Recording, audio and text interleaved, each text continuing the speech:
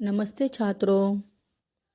कक्षा 10वीं के लोकभारती संपूर्ण हिंदी इस पाठ के अंतर्गत पूरक पठन जो है मन, इस पाठ का हम आज कृतियुक्त स्वाध्याय देखने जा रहे हैं। क्या है कृतियुक्त स्वाध्याय में, उसके पहले हम इस कविता को लिखे हुए विकास परिहार द्वारा इस कविता के पद्य संबंधी शॉर्टकट में थोड़ी सी जानकारी देखेंगे। प्रस्तुत पाठ क्या है, तो केवल 5 और 7 इस तरह के शब्दों में बनाई गई पंक्तियां हैं। इस तरह के बनाई गई पंक्तियों को हाइकू जापान की लोकप्रिय विधा कहते हैं। यह विश्व की सबसे छोटी कविता मानी जाती है। 5वें दशक से हिंदी साहित्य में हाइकू को खुले मन से स्वीकार किया गया है। हाइकू कविता 5, 7, 5 इज इक्वल टू यानी सब मिलाकर होते 17 वर्ण के ढांचे में लिखी जाती है। तो इस तरह इस कविता को तुम लोगों ने पढ़ा भी होगा और कंठस्थ भी किया होगा, क्योंकि कविता कंठस्थ की हुई पंक्तियों को हमें पंक्तियों का अर्थ लिखना होता है, और वह पंक्तियाँ वे पाठ्यक्रम में एग्ज़ाम वाले परीक्षा में अधूरी पंक्तियाँ देते हैं, उसे कभी कभी हमें कंप्लीट भी करना पड़ता है। ठीक है, अब हम इस पहली इकाई के मन इस पूरक पठन का कृतियुक्त स्वाध्याय देखेंगे। ठीक है, तो यहाँ पर देखिए पन्ना नंबर 16 के ऊपर पूरक पठन के अंतर्गत सूचना के अनुसार कृतियाँ कीजिए, यानी इसमें एक प्रश्न है उचित जोड़ियाँ मिलाइए। ठीक है, अभी यहाँ पर उचित जोड़ियों में क्या क्या आता है देखिए। मछली दी है उन्होंने, तो मछली का क्या है उसके आगे भी दिया है उन्होंने मछली, आगे आ में प्रश्न दिए हैं और उसके उत्तर हमें बीच में लिखने हैं। तो मछली प्यासी हैं, गीतों के स्वर अमर रहे हैं, रेल की पटरियाँ मौन है और आकाश सूना है। इस तरह हमें यहाँ पर लिखना है। अभी यह उचित जोड़ी हम तभी लगा सकते हैं जब इस कविता को हमने कंठस्थ किया है। ठीक है, अब आगे वाला प्रश्न है, परिणाम लिखिए। सितारों का छिपना क्या परिणाम है, तो आकाश का सूना होना है। यह आकाश सूना हो जाता है। तुम्हारा गीतों का स्वर देना, गीतों को स्वर देना है, तो वह वे गीत अमर हो गए हैं, यानी हम वे गीत अमर हो जाते हैं अगर गीतों को स्वर मिल गया तो। आगे हैं सरल अर्थ लिखिए। पंक्ति क्या है, मन की डैश डैश बरसी आंखें। तो क्या है यह संपूर्ण पंक्ति, देखो। मन की पीड़ा छाई बन बादल बरसी आंखें, यह इस तरह की संपूर्ण पंक्ति है। तो कवि क्या कहते हैं, कवि कहता है कि मन में जो पीड़ा है वह बादल बनकर आँखों में छा गई है और आँखों से अश्रुओं की वर्षा होने लगी है। यहाँ कवि यह बताना चाहता है कि अक्सर हमारे मन का दुख हमारी आँखों से बहने वाले आंसुओं से पता चल जाता है। इस तरह इसका अर्थ है। अभी आगे सूचना के अनुसार कृतियाँ कीजिए स्वाध्याय के अंतर्गत लिखिए। यह जो प्रश्न है जिसमें निम्नलिखित हाइकू द्वारा मिलने वाला संदेश। तो यहाँ पर चार्ट बनाया गया है। इस चार्ट में 2 पार्ट किए हैं, 2 विभाग किए हैं। पहले विभाग में उन्होंने पंक्ति दी है, करते जाओ पाने की मत सोचो जीवन सारा। तो इसके द्वारा हमें क्या संदेश मिलता है, तो कवि यहाँ पर यह संदेश दे रहा है कि हमें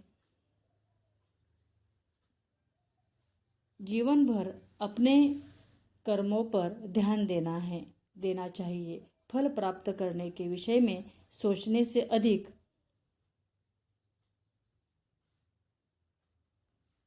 महत्वपूर्ण काम करते रहना चाहिए।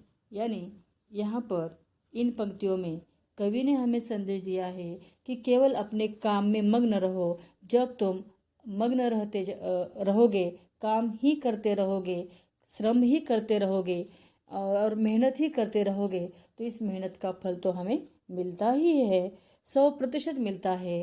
क्योंकि जैसे कि विद्यार्थियों के लिए पढ़ाई करना, अभ्यास करना, इसके बिना और दूसरा कोई चारा है नहीं। अगर तुम लगातार पढ़ाई में डटे रहें तो तुम्हें इसके लिए निश्चित रूप में फल मिलने वाला है और फिर तुम अपने जीवन का मार्ग अच्छी तरह से खुला करने वाले ठहरोगे। ठीक है। अब दूसरी पंक्ति है, भीतरी कुंठा नयनों के द्वार से आई बाहर। क्या है इसमें कवि कहते हैं?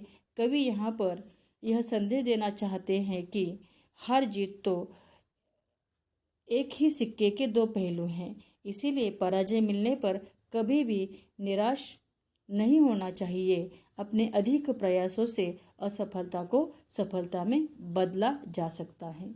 इस तरह यानी भीतरी कुंठा नयनों के द्वार से आई बाहर। कुंठा का अर्थ क्या होता है? वैसे देखा जाए तो कुंठा का अर्थ होता है इच्छा।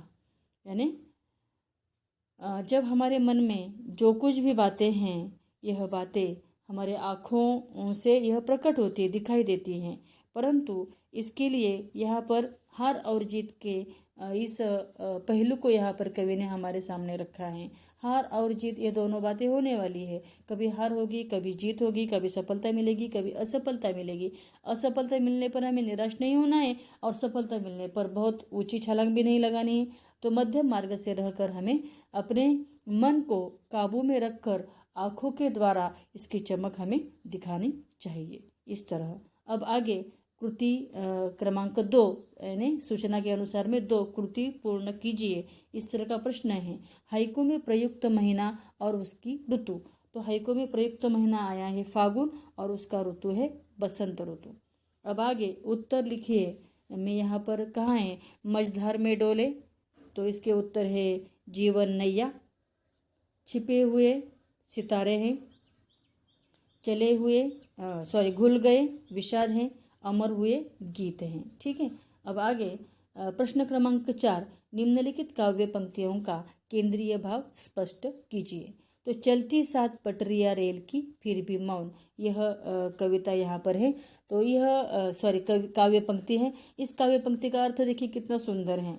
कवि कहता है कि रेलगाड़ी की पटरियां हमेशा साथ साथ चलती हैं, लेकिन कभी भी एक दूसरे से बात नहीं करती, वे हमेशा मौन चुप रहती हैं। वैसे ही हमारे शुभचिंतक भी बिना कुछ कहे, बिना किसी चीज़ का दिखावा किए हर परिस्थिति में हमारा साथ निभाते हैं। वे आवश्यकता पड़ने पर हमारी सहायता भी करते हैं। इस तरह यह इस काव्य पंक्ति का अर्थ है। आगे वाली दूसरी काव्य पंक्ति दी है, कांटों के बीच खिलखिलाता फूल देता प्रेरणा। तो अभी इसका क्या अर्थ दिया है कवि ने लिखा है, देखिए। कवि कहता है कि फूल यानी गुलाब का फूल, कांटे यानी गुलाब के इस पौधे में ही कांटे लगे हुए रहते हैं, सदैव कांटों के बीच में रहता है, फिर भी उसकी सुंदरता में कोई कमी नहीं आती। उसकी कोमलता व सुगंध कायम रहती है। वह हर पल खिलखिलाकर हंसता हुआ प्रतीत होता है। उसी तरह हमें भी विपरीत परिस्थितियों का सामना आत्मशक्ति व दृढ़ता के साथ करना चाहिए और दूसरों के लिए प्रेरणा का स्रोत बनना चाहिए। इस तरह यहाँ पर कवि ने हमें संदेश दिए हुए हैं। केंद्रीय भाव मैंने यहाँ पर लिखकर तुम तक पहुँचाया है। इन सारे प्रश्नों को तुम्हें भली भांति समझना है, पढ़ना है, चिंतन मनन और लेखन भी करना है, कॉपी में लिख कर रखना है, सराव प्रश्नों की ओर हमेशा ध्यान देना है। ठीक है, आज हम यहीं पर रुकेंगे। पढ़ाई करते रहो, एग्ज़ाम बिल्कुल करीब आ चुकी है। अगर तुम गाफिल रहोगे, शांत रहोगे, तो तुम्हें आने वाली कठिनाइयों का मुकाबला करना बहुत ही कठिन हो जाएगा। ठीक है, धन्यवाद।